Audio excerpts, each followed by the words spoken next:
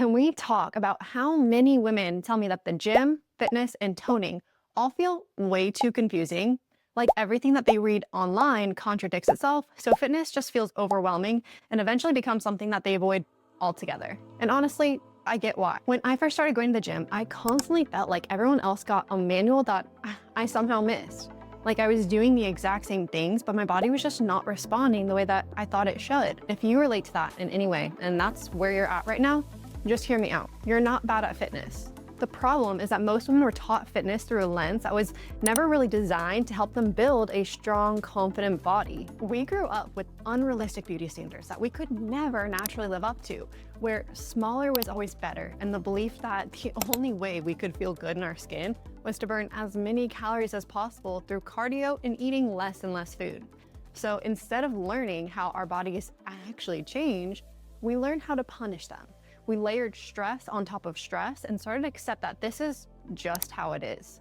This is how I'm built to look because of my genetics, my hormones, my age, whatever you thought, but it's simply not true. While those things do influence our results, they're not the reason that most women feel stuck. And if you're watching this video, chances are good that you can relate to one of two scenarios. Scenario one, you are putting in all the effort, like a lot.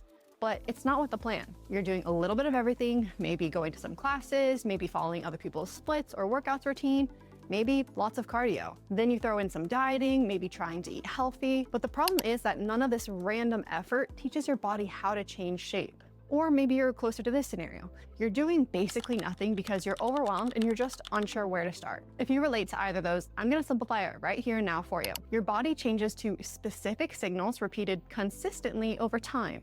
Not intensity, not exhaustion, not punishment, specific. And the gym feels complicated because no one explains what actually matters. A lot of advice for women's fitness still sounds like this. Do more workouts, burn more calories, try this class, lift light so you don't get bulky, eat less, eat clean. Just stay consistent. But consistent with what?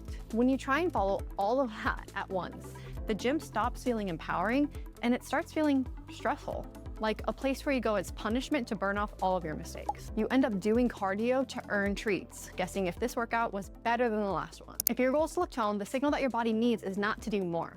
So let's clear all this up. If your goal is to look toned, the gym does not need to be complicated, it just needs to be intentional.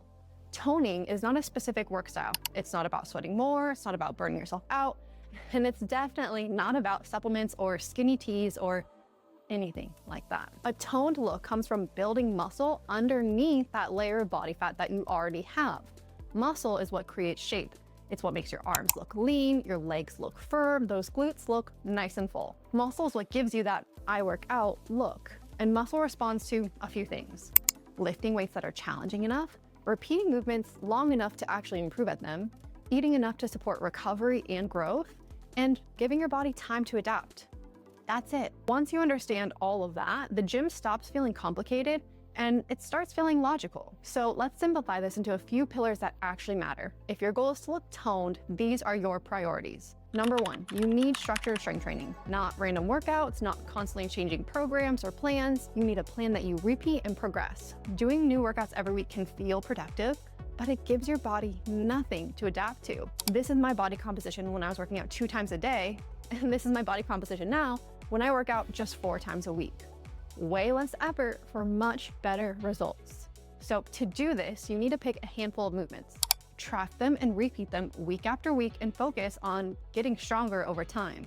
That is why having and following a plan focused on progressive overload for hypertrophy is so important. That is exactly how muscle is built. If you're just guessing, you're not gonna get anywhere. Random workouts lead to random results. Number 2, you need progression. 3 days of strength training is enough. You don't need to live in the gym 6 days a week to look like you work out. 3 well-structured strength training sessions per week will beat 5 or 6 random workouts every single time. But doing the same weights forever will not change your body. So you need to focus on 3 highly intentional and specific training days where you are focusing on gradually getting stronger over time. More workouts and more effort does not mean better results if your effort is scattered. You need to track your lifts, focus on progressive overload each and every session. And if you want more information on progressive overload, check out this video. Number 3, nutrition has to support your goal. You cannot build a strong, toned body without giving your body the materials to actually build it. And this is where so many women get stuck. Eating healthy and eating in a way that supports body recomposition are not the same thing. You can eat all of the whole healthy foods, all of the clean ingredients, and still be over or under fueling protein or total daily calories for what your body is needing to be doing and recovering from in the gym. This is why so many women train consistently, but they can still look soft because their nutrition is not aligned with their goal. Nutrition needs to be intentional instead of an afterthought if you're truly trying to change your baseline body composition. Number 4, daily movement matters. If you train hard for 40 to 60 minutes a day, but then you sit for the other 10 or 11 hours of the day, your overall activity level is still really low. This is modern life, but steps and daily activity and movement, they play a bigger role than most people realize when it comes to our energy balance, our insulin sensitivity, recovery between workouts, and fat loss over time.